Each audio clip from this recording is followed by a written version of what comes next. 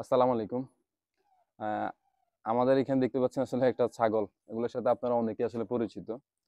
তো গত কয়েকদিন আসলে বর্ষাতে ছাগল আসলে মাঠে নেওয়াটা খুবই কষ্টকর হয়ে গেছিল। আসলে সারাদিন বর্ষা ছিল, আর ছাগল আসলে বাসায় রেখে ফেলাটা খুবই ঝামেলার, কিন্তু তারপরেও আমরা মাঝে মধ্যে বৃষ্টির গ্যাপে গ্যাপে আমরা বের করছি।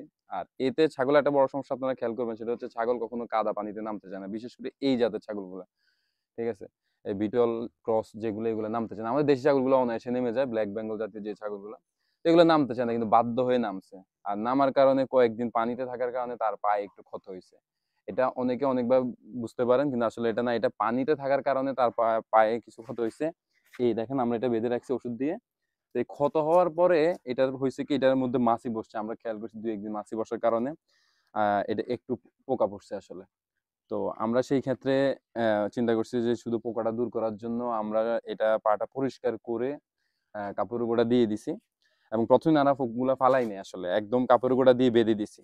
আমরা এটা আগেও যখন হয়েছিল আমরা তখন এইভাবেই করছি। এতে পোকাগুলো ভিতরে মরে যায়, এবং মরে যাওয়ার পরে সেকেন্ড ডেতে এসে আমরা এই কাপড়টা খুলে, তার ব্যান্ডেজটা খুলে ভিতরে গরম পানি দিয়ে পরিষ্কার করে সবগুলো পোকা ফালাই দিয়ে আবার নতুন করে ব্যান্ডেজ করে দেয়। আর এটার কারণ হচ্ছে, আপনি যদি প্রথম দিন পোকাগুলো ফালাইতে যান জীবিত অবস্থায়, এগুলো ফালানোটা খুবই কষ্টকর এবং অনেক সময় সাপেক্ষ একটা বিষয়।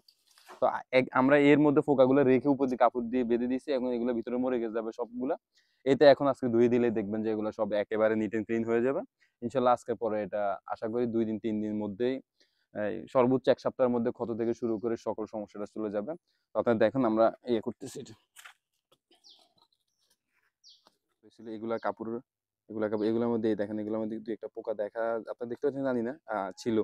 তো আমরা কাপড় দিয়ে বেঁধে দিছি ইনশাল্লাহ। আজকে আমরা এখন এটা গরম পানি দিয়ে ধুয়ে দিব।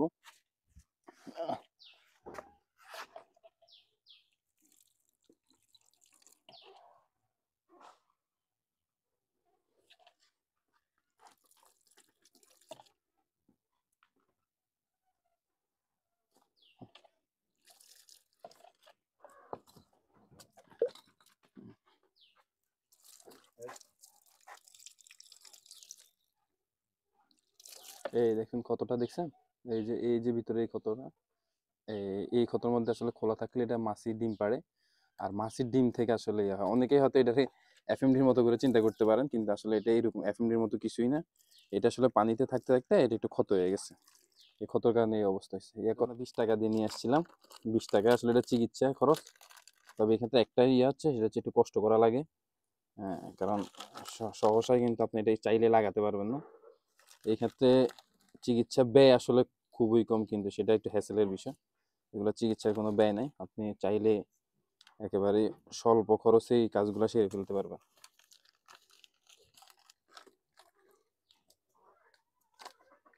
আর এটা যেটা আরেকটা যেটা সমস্যা, সেটা হচ্ছে আমরা কেন বেঁধে দিব আসলে এটাকে। এটা বেঁধে দেওয়ার একটাই কারণ, আমরা যখন এটা বেঁধে না দিই, তাহলে এটা এখন দেওয়ার পরেই সেটা সে মুখ দিয়ে জিহ্বা দিয়ে চেটে চেটে ফেলে দিবে। তো আমরা যাতে এটা না করতে পারে, সেই জন্য আসলে আমরা এটাকে বেঁধে দিব। ইনশাল্লাহ আশা করি এটা ইয়ে করতে পারবে না, ফেলতে পারবে না। আগামী দিন ইনশাল্লাহ আবার হয়তো পরিষ্কার করে দিতে পারবো। হয় নাই।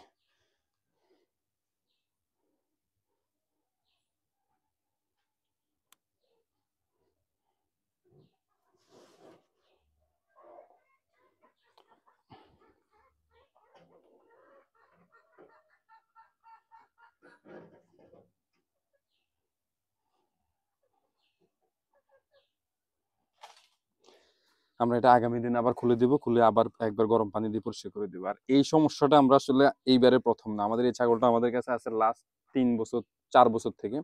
আর 4 বছরে প্রত্যেকটা বর্ষাকালে আসলে আমরা এই ছাগলটার এই এই এই প্রবলেমটা ফেস করতেছি।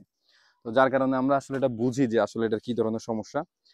তো ইনশাল্লাহ দোয়া রাখেন, আশা করি এটা আগামী 4 থেকে 5 দিনের মধ্যে সবকিছু একদম ক্লিয়ার হয়ে যাবে। ছাগলও সুস্থ হয়ে যাবে, তার ক্ষতটাও সেরে যাবে, এবং ক্ষত সেরে গেলে আসলে আর ব্যান্ডেজ করার প্রয়োজন পড়বে না, তখন আর মাছিও বসবে না, পোকারও আর কোনো সম্ভাবনা থাকবে না। দেখেন, ঠিক আছে, আল্লাহ হাফেজ, ভালো থাকেন, সুস্থ থাকেন, আসসালামু আলাইকুম।